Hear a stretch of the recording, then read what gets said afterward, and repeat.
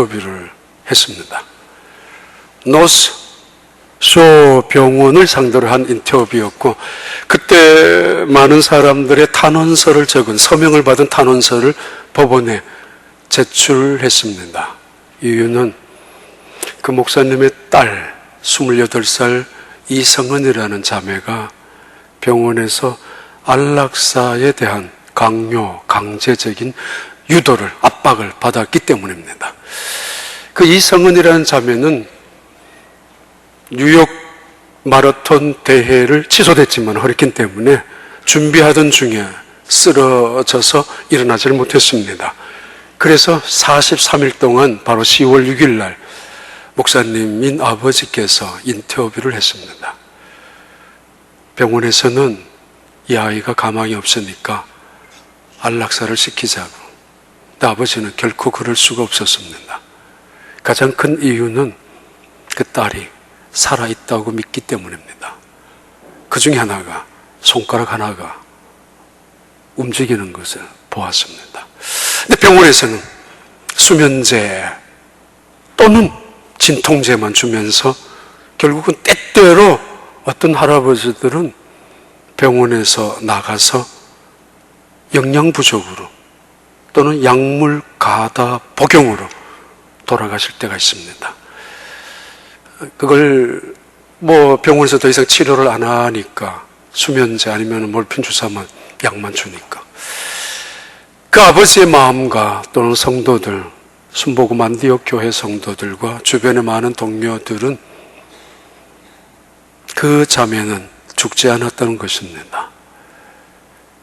우리 신체 중에 수만 가지, 수십만 가지의 신체 중에 손가락 하나, 오장육부 사지 백체 중에 손가락 하나가 움직였다는 사실 하나 때문에 포기하지 못하고 지금 병원에 나왔습니다마는 집에서 그 딸을 케어하고 있습니다. 제발 눈이라도 떴으면 좋겠다라는 심정으로. 눈이라도 뜨면 하나님을 향하여 영광을 돌릴 것이고 찬양하고 싶은, 감사드리고 싶은 심정이 아마 가득 있을 것입니다. 2012년 11월 달 주제는 감사입니다. 생명나무 곁에서 라는 주제이지만은 그 주제 안에 감사라는 말씀으로, 그것도 사도 바울을 중심으로 해서 가장 익히 알고 있었던 말씀을 주제로 말씀을 드리고 있습니다. 아무것도 염려하지 말고 너희 구할 것을 오직 하나님께 기도와 간구로 감사함으로 하나님께 아뢰라. 그리하면 모든 지각에 뛰어나신 하나님의 평강이 그리스도 예수 안에서 너희의 생각과 마음을 지키시리라. 감사와 염려는 결국은 이 세상에 수도 없이 우리 앞에 놓여 있습니다. 아침에 눈을 뜨면서 감을 때까지, 심지어는 꿈속에서까지 내 선택입니다. 염려를 선택하며 살아가는 한 그는 자기 인생을 자기 스스로가 책임져야 하고, 불평하고 원망하고 살아가는 한 그의 인생은 스스로가 불행을 자초하게 마련입니다. 감사를 선택하고 살아가는 그 믿음은 하나님이 우리를 책임져 주신다라고 약속하고 있습니다. 내게 능력 주시는 자라서 내가 모든 것을 할 수 있느니라라는 이 말씀의 가장 중요한 근거는 감사였습니다. 나의 나됨이 하나님의 감사, 하나님의 은혜이고 현재 나의 모습 이대로가, 그 무엇 하나 소중하지 않는 이유가, 모든 게 다 귀중한 이유가 하나님께로부터 온 것이기 때문에 현재 내 모습 이대로가, 그리고 미래를 향해서도 감사할 수 있는 이유가 내게 주신 어떤 은혜도 헛되지 않을 것을 믿는 믿음 때문입니다. 하나님의 선이 기어이 이루어질 것이고 하나님의 아름다움이, 하나님의 영광이 때로는 나의 실패나 아픔이나 고통이나 질병을 통해서도, 내가 원하지 아니하는 일들을 통해서도 이루어 가시는 것, 그것마저도 하나님의 은혜라고 바라보면서 미래를 향하는 하나님의 은혜, 감사의 사도 바울의 고백과 간증이었습니다. 그러면서도 내가 한 모든 일들 업적이 많았습니다.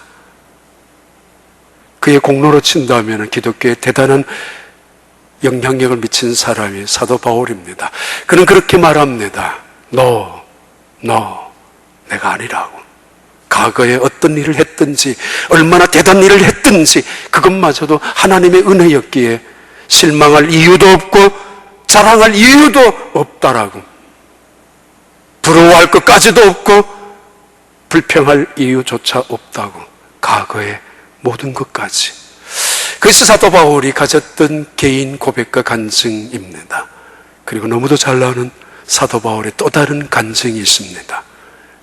그것이 바로 오늘 본문의 내용입니다. 그는 복음을 전파하기 위해서, 효과적인 복음을 전파하기 위해서 하나님께 건강을 원했습니다.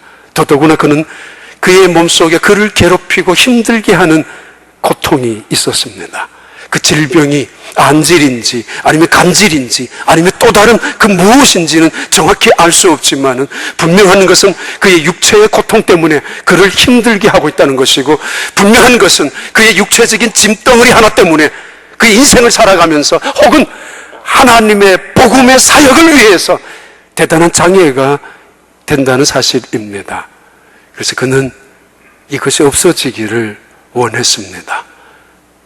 그는 이 육체의 아픔을 육체의 가시라고 부를 만큼 그를 괴롭히고 있는 이 문제 때문에 기도를 했습니다.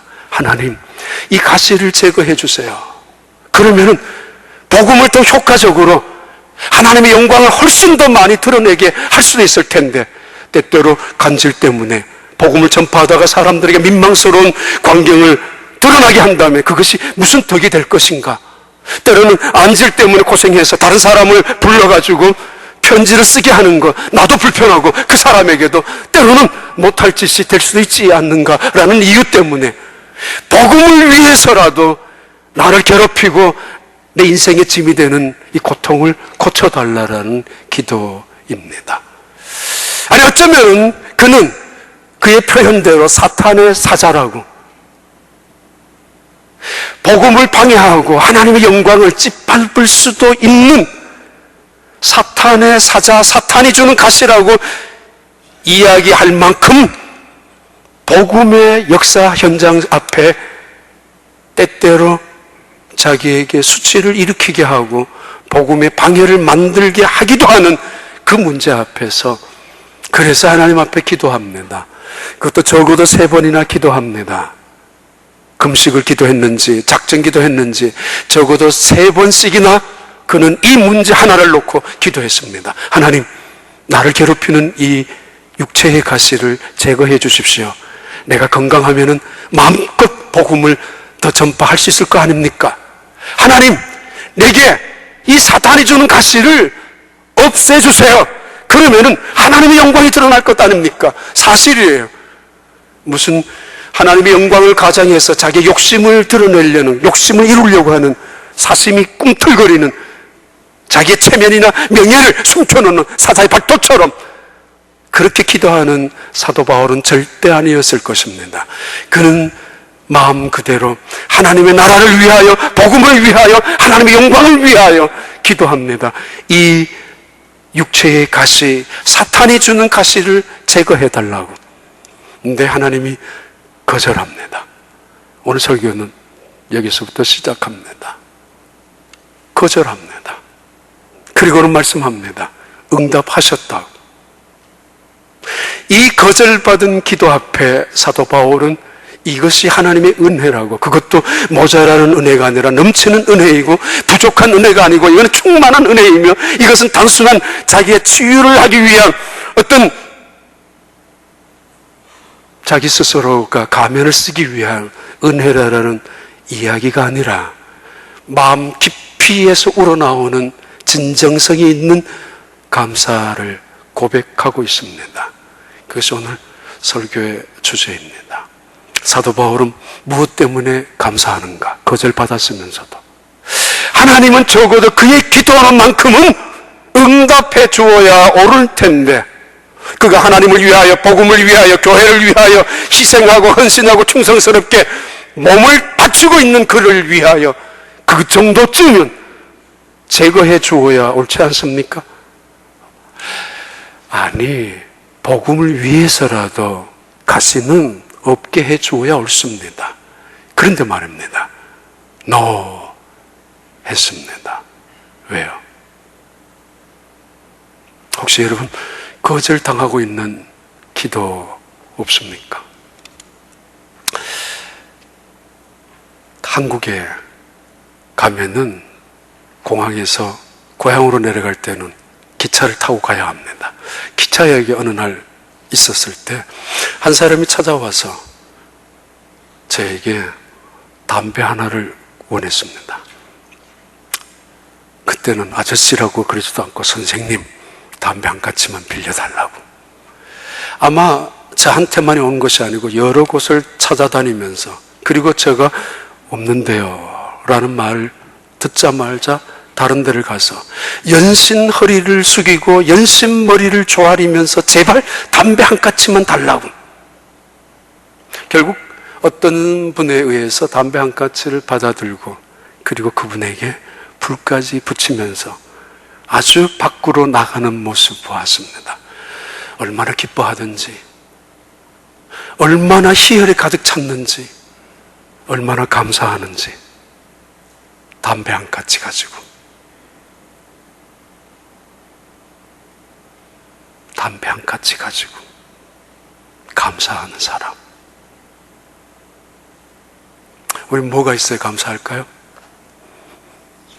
왜 사도 바울은 거절받은 기도 앞에서 무엇 때문에 감사하고 있는가?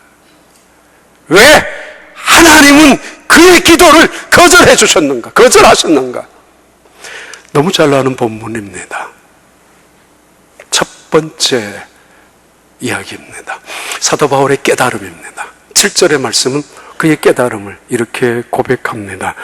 여러 계시를 받은 것이 지극히 크므로, 여러 계시라는 것은 그가 3층 천에 올라갔던 엘리야나 에녹만이 올라갔다라고 믿었던 3층 천을, 환상을 보았던 그 계시를 말하기도 합니다. 그리고 그 이상의 수많은 계시, 하나님의 은혜를 받았던 것들, 여러 계시를 받은 것이 지극히 크므로 대단한 것들입니다. 그러나 너무 자만하지 않게 하시려고 이 자만 때문에 하나님을 무시하고, 이 자만 때문에 하나님의 은혜를 업신여기며, 이 자만 때문에 하나님 없이도 살아갈 수 있다라는 오만 때문에 하나님을 거절하고 살아가지 가는 자만. 그런 자만을 너무 하지 않게 하시려고 내 육체의 가시 곧 사탄의 사자를 주셨으니 이는 나를 쳐서 너무 자만하지 않게 하려 하심이라.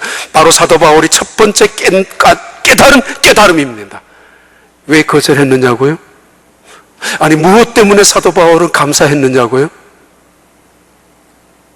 교만이란 인생에서 자기가 최고라는 것 생각, 지 기분이, 지 고집이, 지 생각이 언제나 최고라는 것, 언제나 우월감이 있는, 내 인생의 모든 것 중심, 주인이 자기.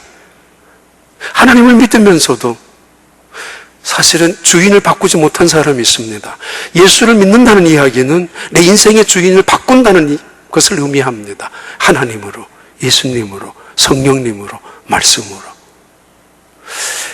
하나님이 그래서 가장 싫어하고 미워하는 게 우상숭배와 똑같이 교만입니다.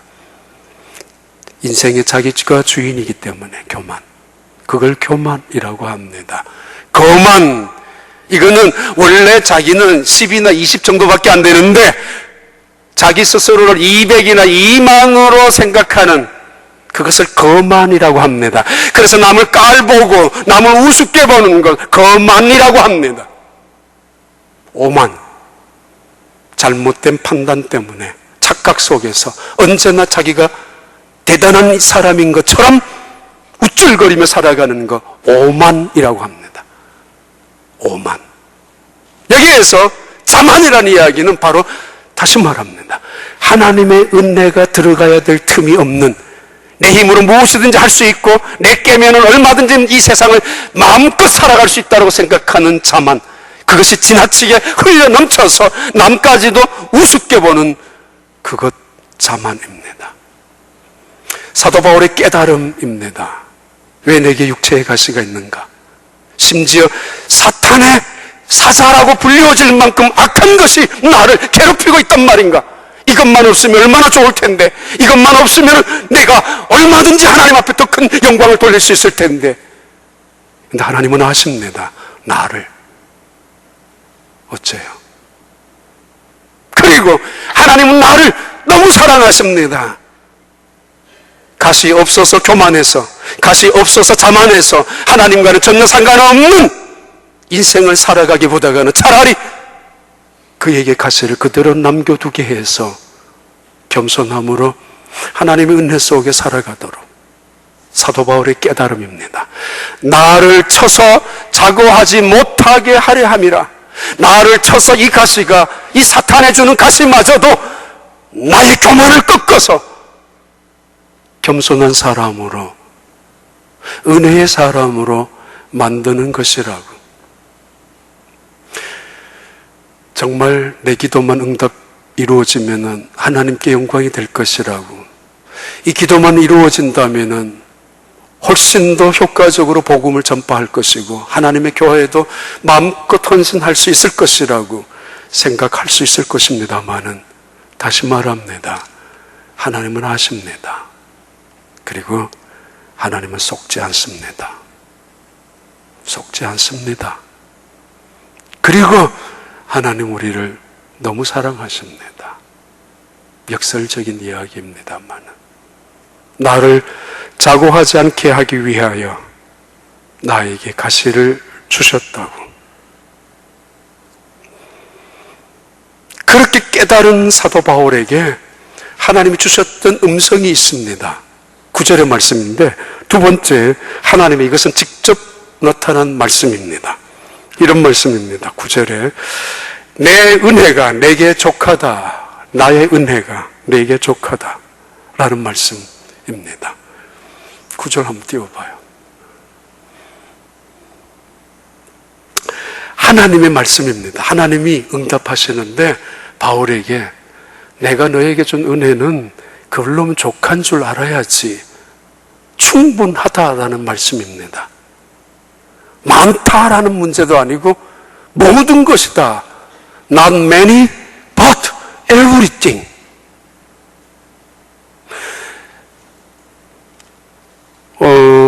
어디 보는가 하면은 시편 49편 10절 참 같이 읽습니다. 그러나 그는 지혜 있는 자도 죽고 어리석고 무지한 자도 함께 망하며 그들의 재물은 남에게 남겨두고 떠나는 것을 보게 되리로다. 12절 봐요. 사람은 존귀하나 장구하지 못하며 멸망하는 짐승과 같도다. 짐승은 쓰레기를 버리는 곳과 잠을 자는 곳을 구별하지 못합니다. 그런데 어떤 짐승은 구별하기도 합니다. 근데 사람이 이상할 때는 길거리에 쓰레기를 버리는 사람들, 오물을 버리는 사람들, 용변을 보는 사람들, 짐승보다도 못할 수 있죠. 짐승은 은혜를 원수로 갚는 법이 없습니다. 결코 없습니다. 그런데 사람은 은혜를 원수로 갚을 때가 사람에게는 있어서는 안 되지만은 있는 일이죠. 봐요. 20절. 시편 49편 20절. 존귀하나 깨닫지 못하는 사람은 멸망하는 짐승과 같다라는 이 말은 사실은 짐승보다 못하다라는 이야기예요. 깨닫지 못하면은, 존귀에 처하면서도 깨닫지 못하면은, 바로 하나님의 은혜 속에 살면서도 은혜를 깨닫지 못하고 살아가는 사람은 멸망하는 짐승과 같다라고. 하나님이 지금 그에게 깨닫게 해주시는 하나님의 음성입니다. 너는 내가 너에게 준 은혜를 깨달아라. 그리고 동시에 내가 너에게 준 은혜는 충분하다라고.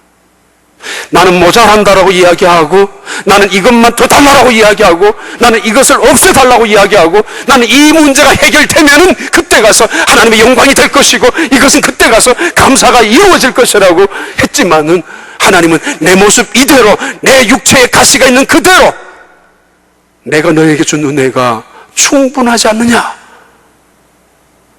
시편 23편 1절의 말씀입니다. 여호와는 나의 목자시니 내게 부족함이 없으리로다. The Lord is my shepherd. I have many things 아닙니다. I have everything. Because 하나님이 나에게 전부이기 때문입니다. 하나님이 나에게 전부이기 때문에 그게 예수 믿는 거예요. 그게 감사의 절정입니다. 지금 가시를 없애달라고 기도했었던, 물론 이미 깨달았던 사도 바울이지만은 다시 작정하며 하나님의 음성이 도대체 하나님의 뜻이 무엇인가를 듣고 싶어 했었던 사도 바울에게 주셨던 하나님의 말씀이었고 계시였습니다. 바울아, 내가 너에게 준 은혜가 충분하다고. 물론 두 가지 의미가 있습니다. 부족한 속에도 충분한 거 있지 않느냐? 내가 전부이니까. 또 하나는 100%를 원하지 마라. 이 세상에 100%를 원하는 사람만큼 교만한 사람이 어디 있어요? 오만한 사람이 어디 있어요?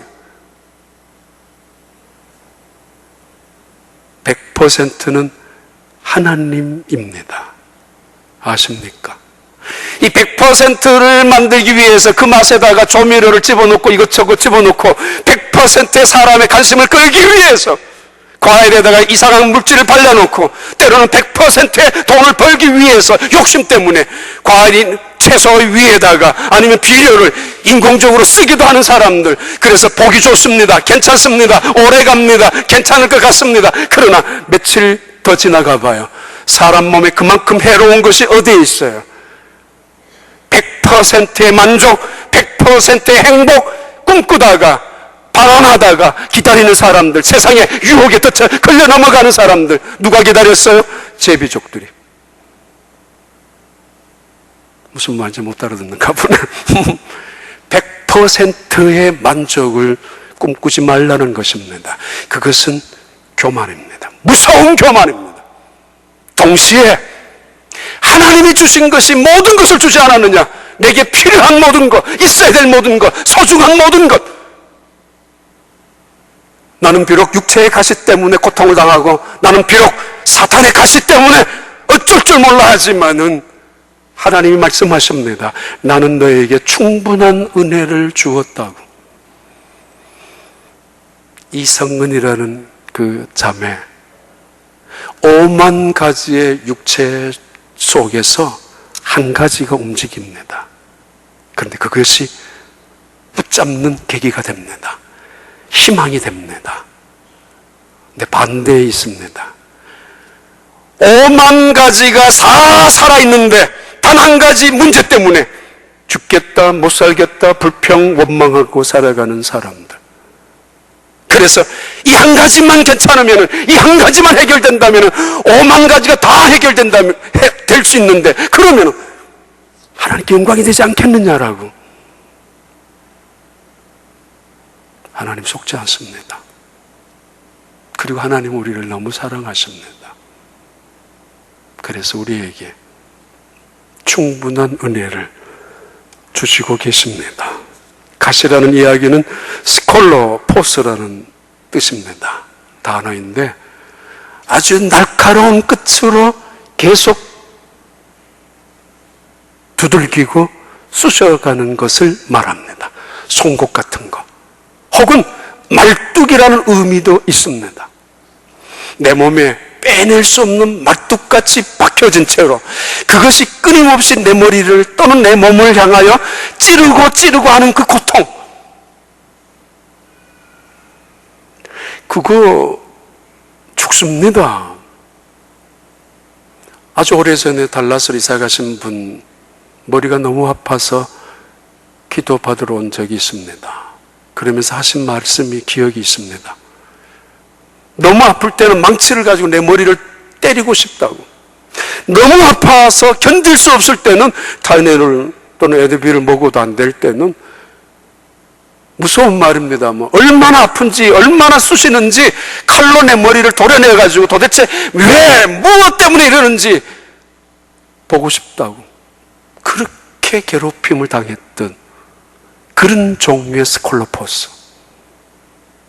그런데 반대로 말하면 그 가시가 온몸을 긴장시키는, 오히려 5만 가지가 죽어가는 5만 가지를 살리게 하는 다른 세포들을 더 긴장시키면서 오히려 우리의 몸을 살려나가는 역할을 할 수도 있습니다. 뭐 다 잘 나는 이야기로 조개 속에 가시나 모래 하나 들어가면은 뱉어내면 끝이지만은 끌어안고 살아가는 오랜 시간을 견디면은 결국은 뭐가 돼요? 진주가 되는 거 잘 알고 있지 않습니까? 가시. 학교 다닐 때, 고등학교 때 좋은 학교가 아니라서 그런지 모르지만은 화장실에 가면은 가끔씩 학생들이 담배를 피웁니다. 담배 한 가지 물고 담배 한 모금 연기 뿜어내면서 얼마나 행복하는지 뭐 전혀 안 그런 사람들처럼 쳐다보는데 뭐 처음 있는 것처럼. 그리고 그 담배 한 모금 돌아가면서 한 모금, 그리고 연기 그거 들어 마시는 그 쾌감, 그거 희열이 가득합니다. 가끔은 쓰레기통을 뒤집어 가지고 꽁초 또는 담배 재떨이를 뒤집어 가지고 남이 침을 뱉었는 그 담배 꽁초를 잡아 가지고 풀어 가지고 종이에다가 신문지에 뚫뚫 말아 가지고 피우는 사람들, 그러면서도 행복해하는 사람들. 언제 행복합니까? 꼴초들이, 중독자들이 꽁초 하나를 뒤져 가셔가지고더라도 행복해하는 사람들. 오만 가지가 없어요. 돈이 없기에 담배 꽁초 하나를 잡았겠죠, 찾았겠죠.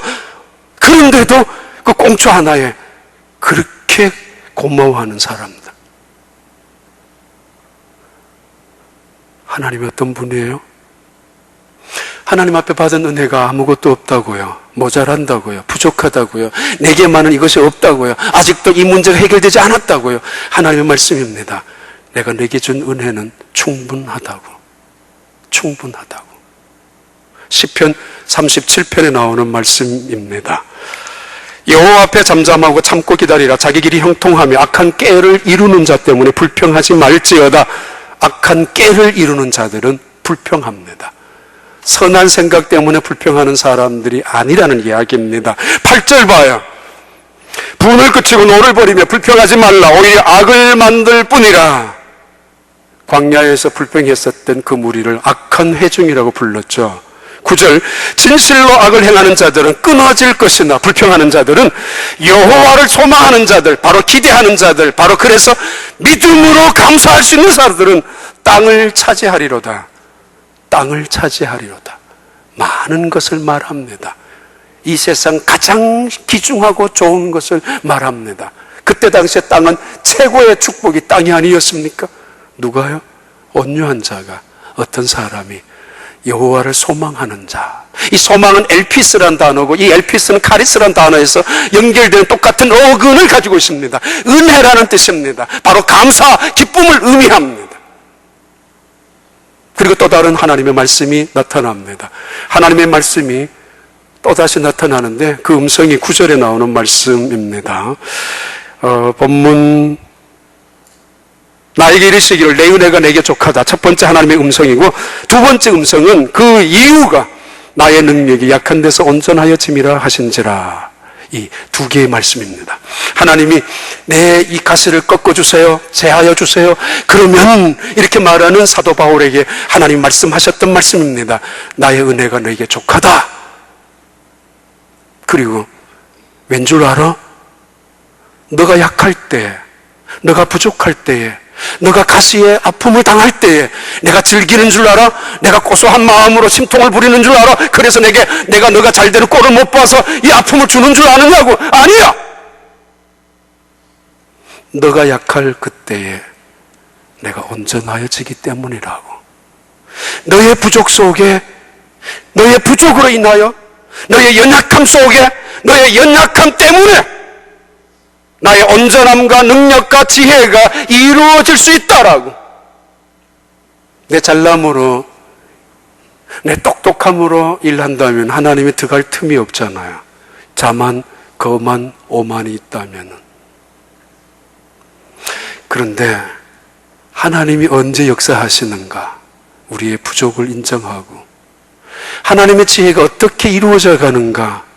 우리를 철저히 낮추고 나의 연약함마저도, 나의 부족함마저도 확실하게 인정하고 낮추어 갈 때 하나님의 능력, 하나님의 영광이 이루어진다고. 성공과 출세와 그 자리에서 하나님의 영광도 이루어지게 됩니다. 반드시는 아니지만 때로는 부요와 풍성과 아니면 기도의 응답을 통해서도 하나님의 살아계심과 하나님의 영광이 우리를 통하여 세상을 향하여 증거할 것입니다. 바로 하나님의 은혜와 하나님의 영광이 이렇게 우리를 풍성하게 했고 우리를 승리하게 했다고, 질병에서 고침을 당하게 했고 실패해서 성공의 자리로 옮겨주었다고, 그 하나님의 영광스러운 은혜와 능력을 찬양하며 감사할 수 있을 것입니다. 그런데 말입니다, 사도 바울에게 주시는 하나님의 말씀입니다. 아니야, 나의 능력은 너가 부족하다고 느낄 때, 너가 연약하고 너가 무지할 때, 너가 아무것도 못하는 그 순간에 내가 일을 시작하는 것이야. 아십니까?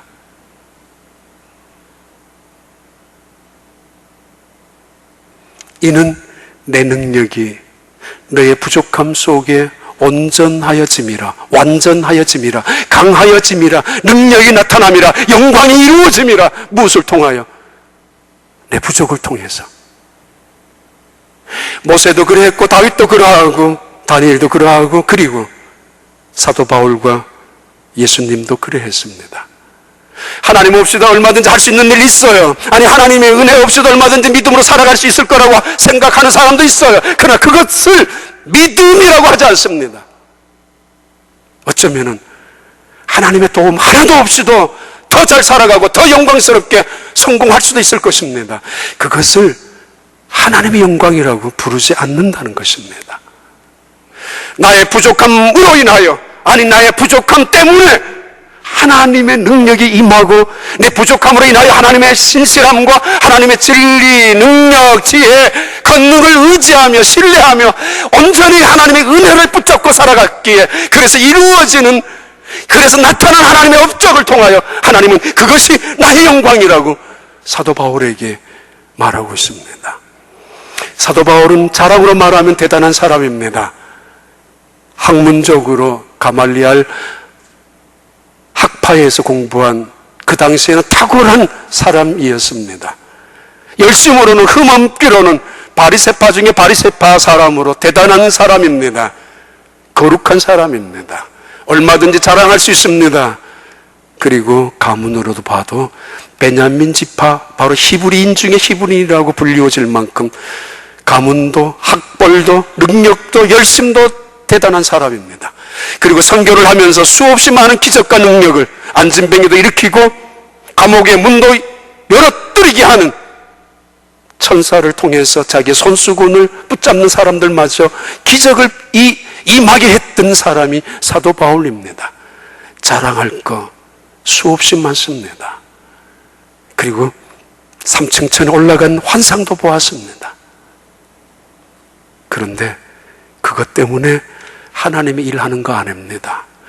그런 만삭되지 못한 사도 중에 가장 작은 사도, 그리고 죄인 중에 기술하고 성도 중에 가장 작은 자 중에 더 작은 자를 자기로 보고 있었던 사도 바울. 그러기에 하나님의 영광이 그에게 떠나지 않았지 않습니까? 그러기에 인간의 능력, 한계가 있는 인간의 지혜, 깨가 당연히 다가올 수밖에 없는, 막힐 수밖에 없는, 그러나 하나님의 지혜와 하나님의 능력으로 살아갈 수 있었던 이유가 거기에 있었지 않습니까? 이는 나의 능력이 너의 부족에서 온전하여짐이라. 그렇습니다. 그래서 사도 바울이 이렇게 고백하고 이렇게 간증하면서 그의 마지막 깨달음, 하나님의 음성 두 가지, 그의 깨달음 두 가지, 마지막 네 번째 이렇게 말씀합니다. 10절과 11절의 말씀입니다. 나의 여러 약한 것들에 대하여 자랑하리니, 도리어 자랑하리니, 오히려 자랑하리니. 왜냐하면 사도 바울도 지금 받아들입니다. 깨닫고 있습니다. 이는 그리스도의 능력이 내게 머물게 하려 함이라. 아픈 자식이 있으면 부모님의 마음은 늘 아픈 자식에게 가 있는 법입니다. 어디를 떠나도 무엇을 먹어도 어떤 일을 하더라도 한시도 그 자식 눈앞에서 떨어질 수 없는 법입니다. 아픈 자식에게 부모님의 사랑은, 부모님의 눈길, 부모님의 손길이 언제나 머무는 법입니다. 하나님의 지혜와 능력이 머물 수 있는 곳, 나의 부족함 바로 가시예요. 하나님의 은총과 사랑과 하나님의 그 신실하심이 내 곁에서 결코 멀어지지 않는, 결코 떠나가지 않는 이유가 있다면 나의 아픔과 고통 때문이라고. 나는 정작 이것을 없애달라고, 이것만 없으면 훨씬 더 복음을 위하여, 선교를 위하여 마음껏 하나님의 영광을 돌릴 수 있을 거라고 이야기했는데, 하나님과 함께 말이에요. 알고 보니까 하나님이 함께 하셨던 은혜, 내 곁에서 하나님의 능력이 드러나게 주셨던 하나님의 축복이 나의 똑똑함 때문이 아니라 나의 가시 때문이라고. 그래서 떨어지지 않았고, 그래서 한 발자국도 멀어지지 않았던 하나님의 손길이 내 곁에 있었던 이유가 내 부족함 때문에. 나는 가시로 인하여 눈물을 흘리고, 때로는 그 괴로움 때문에, 고통 때문에 체면 손상당하고, 때로는 억울하기까지 했었지만은, 알고 보니까 그 가시가 하나님의 은혜와 긍휼과 사랑이 머무는 자리였다는 사실입니다. 그래서 나는 도리어 크게 기뻐한다고, 기뻐하고 또 기뻐하고, 아니 감사하고 감사한다고. 가리스, 은혜를, 기쁨을, 감사를 말합니다. 그러면서 우리에게 감사의 근거를, 은혜의 근거를 고백하고 있습니다.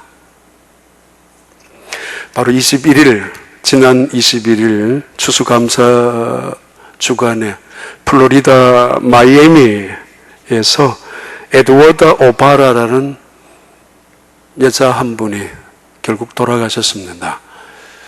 이슈가 된 이유는 그분이 42년 동안이나 전 세계에서 가장 오랫동안 수면에 잠을 자고 있었던 사람으로 기록되어 있기 때문입니다.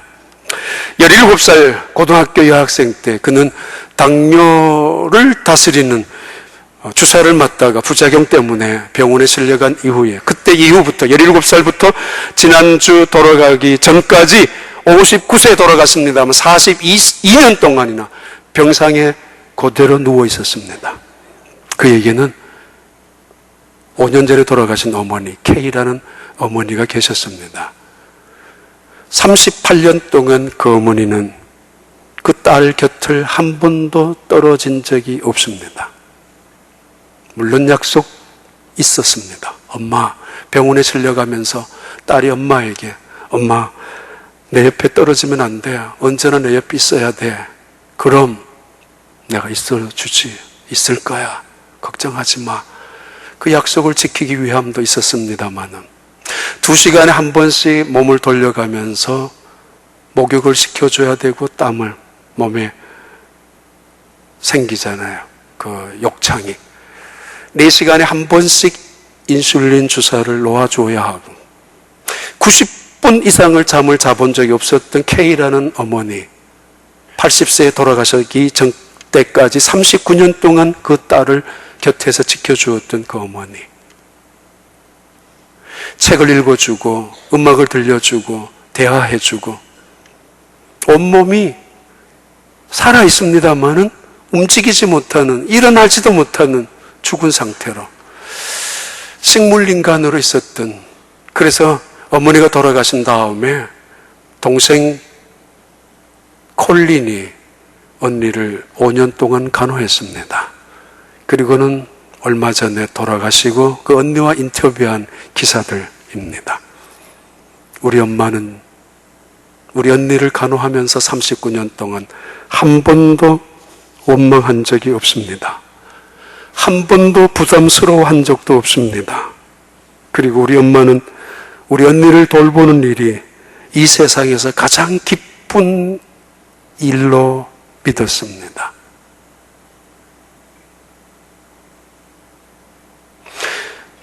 불평할 수도 있었고 하나님을 향하여 원망할 수도 있었던 그 많은 시간 속에서도 만약에 이 딸이 눈을 떠서 엄마, 그렇게 힘들었어. 왜 그때 그 말 했어? 혹시라도 눈을 떠서 내가 잠깐이라도 불평했던, 잠깐이라도 원망했던 그 말을 내게 한다면은 내가 어떻게 변명할까? 언제인가 이 딸을 하나님 앞에서 다시 만나는 그 순간에 내가 이 딸 때문에 고생했다라고, 내 인생은 아무것도 없었다라고 그렇게 불평했었던 이야기를 이 아이가 고스란히 알고 하나님 앞에서 나에게 따져들었다면은, 그렇다면 나는 도대체 이 세상을 구하는 사명이, 온 인류를 구하는 사명이, 온 교회를 살려야 되는 사명이 그것만이 사명이라고 생각하십니까? 콜린 이 동생이 이렇게 말합니다. 우리 엄마가 가장 행복했던 순간순간은 우리 언니가 그 병상에서 미소 짓는 순간이었습니다. 어쩌다가 한 번씩 미소를 지을 때마다 우리 어머니는 이 세상에서 가장 행복해 했습니다. 사도 바울의 고백입니다. 그러므로 내가 이제 여러 가지 약한 것들과 여러 가지 모든 건 아닙니다. 여러 가지 약한 것들, 나를 괴롭히는 것들, 능력과 국핍과 핍박과 공고를 없애달라고 하지 아니하고, 이것만 없으면 내가 행복할 거라고, 이것만 없으면은, 이것만 떠나가면은, 이 사람만 안 보이면은, 이 문제만 해결되면은, 장소만 옮기면은, 교회만 달라지면은, 사람만 바꾸면은, 그게 아니라 나는 이 궁핍과 핍박과 공고를 자랑하리니. 왜? 이제 그는 확실히 알았습니다. When I weak, then I am strong. 내가 약할 때마다 하나님이 내게 오셔서 나를 강하게 해주신다라고.